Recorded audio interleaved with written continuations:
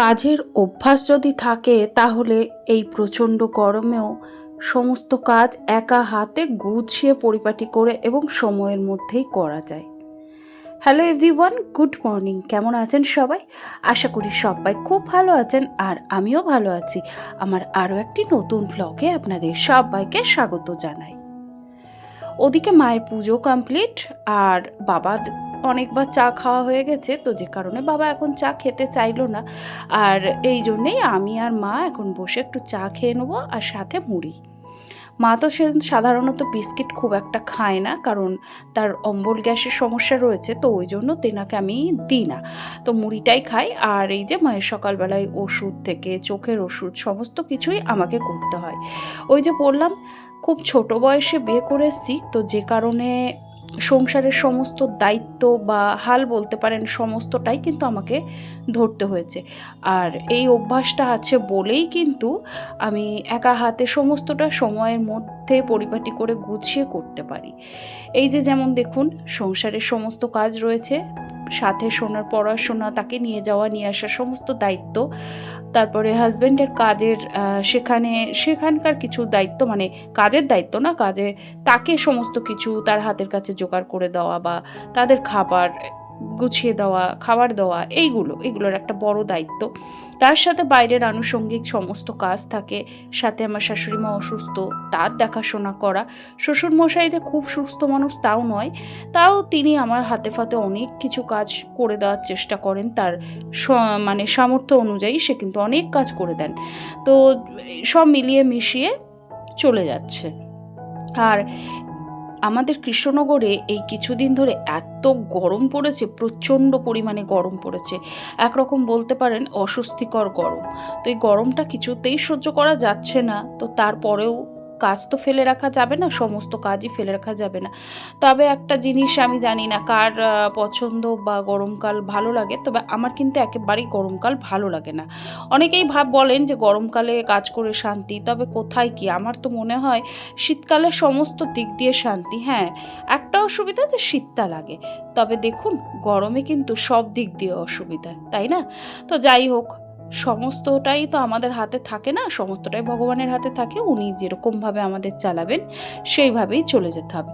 তবে কি বলুন তো, আমার একটু অসুবিধা হয়ে গেছে, আমার বেশ কিছু কাজ পেন্ডিং রয়ে গেছে। তো যাই হোক, বাড়িতে সবাই অসুস্থ ছিল, যে কারণে অনেক কাজ না জমে গেছে, আজ করব কাল করব করে হয়েই উঠছে না। সাধারণত আমি এত কাজ পেন্ডিং করে রাখি না, আমি একটু একটু করেই করে নেওয়ার চেষ্টা করি। তবে কি আর করব বলুন, মাঝখানে এত পরিমাণ বাড়িতে সমস্যা ছিল, তো যে কারণে অনেক কাজ কিন্তু পেন্ডিং পড়ে গেছে। তো যাই হোক, চলুন ওদিকে মাকে খেতে দিয়ে এসছি, এপাশে রান্নাটা বসিয়ে দিই। আজকে নিয়ে এসেছিলাম তেলাপিয়া মাছ, তো তেলাপিয়া মাছটা আমাদের বাড়ির আমার শ্বশুরমশাই, হাজবেন্ড, এরা সবাই খুব ভালোবাসে, তবে আমি আর আমার মেয়ে কিন্তু অতটাও পছন্দ করি না। তো যে কারণে মাছটা ওদের জন্যেই 2 বেলার মাছ, আর 6টা মাছ রয়েছে। আর শাশুড়ি মার তো আলাদা, দেখতেই পেলেন শাশুড়ি মা এই মাছ খান না, ওনার জন্য ল্যাঠা, শোল এইগুলো আনা হয়।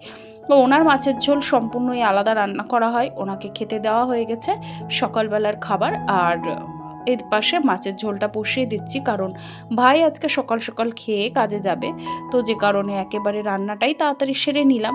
আর এই দেখুন, ওদিকে মাছের ঝোলটা বসিয়ে দিয়েছি, জিরে ফোড়ন দিয়ে তার মধ্যে কিন্তু আলু, টমেটো, পেঁয়াজ, নুন, হলুদ দিয়ে একসাথে কষে নিয়েছি, আর সামান্য একটু আদা আর একটু রসুন, কাঁচা লঙ্কা পেস্ট দিয়ে মাছ ভালো করে মশলাটা তেল ছেড়ে আসার পর গরম জল দিয়ে এই যে ফুটে উঠলেই মাছগুলো দিয়ে দিলাম, মানে একটু কিছুক্ষণ ফোটার পর, কারণ গরম জল দিলে বেশিক্ষণ লাগে না ফুটতে। 10 মিনিট হাই ফ্লেমে ফুটিয়ে ওটাকে নামিয়ে নেবো। আর এদিকে বসিয়ে দিয়েছি ভেন্ডি আলু ভাজা। ভেন্ডি আলুটা ভাজা এই কারণে বসালাম, গতকালকের একটু ডাল ছিল।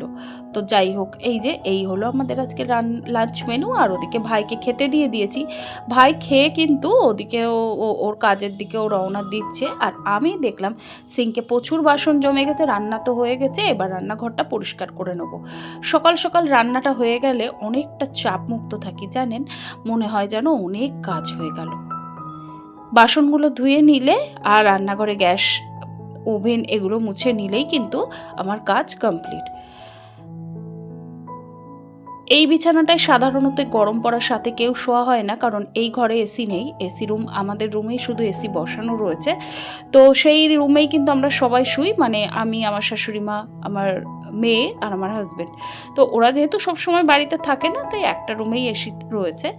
ইচ্ছে রয়েছে ভবিষ্যতে যদি মানে এই ঘরগুলোতেও বসানোর, তবে এই মুহূর্তে নয়। তো এই ঘরের চাদরটা বেশ কিছুদিন হলো পাতা হয়েছে, খুব একটা ব্যবহার হয় না, ওই শোনা পড়ে আর আমরা দু একটু সময় হয়তো একটু আধটু বসি, এছাড়া খুব একটা এই ঘরটা ব্যবহার করা হয় না। তো ওই জন্য চাদরটা কিছুদিন লেট করেই চেঞ্জ করলাম। তো যাই হোক, এখন চাদরটা চেঞ্জ করে দিয়েছি, আর এরপরে যা যা ছিল সমস্ত কিছু গুছিয়ে রাখবার পালা। আপনারা হয়তো ভাবতে পারেন এখন এই গরমেও এই কম্বল খাটে কি করছে। ঠিক তাই, আমিও এক এক সময় না অবাক হয়ে যায়, এই গরমেও কম্বলটা খাটে। তো যাই হোক, ওটা আমার শাশুড়ি মার লাগে বলেই রাখা হয়েছে। তো এখন অনেকটা সময় পার করে এখন প্রায় বিকেল 4টে বাজে, আর আমি নিয়ে যাচ্ছি সোনাকে এখন কম্পিউটার ক্লাসে। চলুন তাহলে ওকে ওর ক্লাসে ঢুকিয়ে তারপরে নিজেরও কিছু কাজ রয়েছে। এই যে দুপুরবেলাকার সময়টা আমার কাছে মনে হয়েছিল এই সময়টা আমার কাছে একদম পারফেক্ট সময়। তো যাই হোক, এই সময়টাই আমি ওর কম্পিউটারের ক্লাসটা রাখা হয়েছে। তো এই সময় না কি একটা সমস্যা কি হয় জানেন তো, এই সময়ে যাতায়াতের জন্য টোটো একেবারেই পাওয়া যায় না, আর আমরা যেহেতু টোটো করেই যাতায়াত করি, তো যে কারণে না খুব সমস্যা হয়ে যায়। তো যাই হোক, ওকে ক্লাসে ঢুকিয়েই আমি এসেছিলাম একটু সুপার মার্কেটে, কারণ ওর কম্পিউটার ক্লাসের পাশেই রয়েছে সুপার মার্কেট, একটু হাঁটা পথ। তো সেখানে গিয়ে 10 মিনিটও লাগে না হেঁটে যেতে।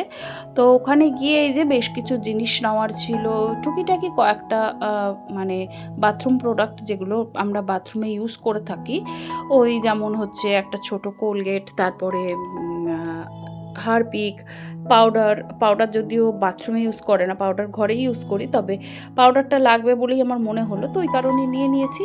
তো সেখানে গিয়ে বেশ কিছু জিনিস নিতে নিতে না অনেকটা সময় নষ্ট হয়ে গেছে। তো এসে দেখলাম সোনার ক্লাস হয়ে গেছে। চলুন ম্যাডামকে নিয়ে এখন বাড়ির পথে যাই। বাড়ি গিয়ে অনেক কাজ রয়েছে, সন্ধ্যা দেওয়া, সমস্ত ঘর গোছানোর পালা। সংসার মানেই হচ্ছে ভালোবাসার জায়গা, দায়িত্বর জায়গা, কর্তব্য করার জায়গা, আমার তো তাই মনে হয়। তো যাই হোক, এই যে হাঁটা পথে চলে এসেছি হাই স্ট্রিট, আর হাই স্ট্রিটে সেই এখানে পাপড়ি চাটের দোকান রয়েছে। তো ওই দোকানে আমরা পাপড়ি চাট না খেলে যেন মনে হয় যেন কি যেন একটা অসম্পূর্ণ থাকলো। আসলে সেদিন মেলাতেও গেছিলাম, পাপড়ি চাট খেয়েছি, তবে এই দাদার পাপড়ি চাটের মতো কিন্তু অত সুন্দর করে না। আর এখানে আসলেই সোনার একটাই বায়না হয় পাপড়ি চাট খাওয়া। তো যাই হোক, চলুন পাপড়ি চাট খাইয়ে নিয়ে একেবারে আমরা কিন্তু বাড়ির দিকে চলে যাব। আর আপনারা যদি হাই স্ট্রিটে আসেন, যারা কৃষ্ণনগরে থাকেন বা যারা বাইরে থাকবেন, কৃষ্ণনগরে আসলে অবশ্যই হাই স্ট্রিটে এই দোকান থেকে একবার অন্তত খেয়ে দেখবেন। আর এই তো সন্ধ্যের পর থেকে অনেক কাজ করার পর এখন এই দেখুন এখানে এসি চালিয়ে এসির তলায় সবাই বসে আছি, মানে এত গরম লাগছিল, সোনাও পড়ছে আর আমরাও এখানে বসে আছি। তো চলুন, আজকের ভিডিওটি কেমন লাগলো অবশ্যই কিন্তু কমেন্ট করে জানাতে ভুলবেন না। যদি কোথাও ভালো লেগে গিয়ে থাকে প্লিজ একটি লাইক করে দেবেন, আর আপনি যদি আমার চ্যানেলে নতুন হয়ে থাকেন অবশ্যই চ্যানেলটিকে সাবস্ক্রাইব করে আমার পাশে থাকতে পারেন। আর এই তো সোনা ওখানে পড়াশোনা করুক, আর আমরাও এখন একটু রেস্ট নিই। চলুন আজকের মতো আসি, সবাই খুব ভালো থাকবেন, সুস্থ থাকবেন।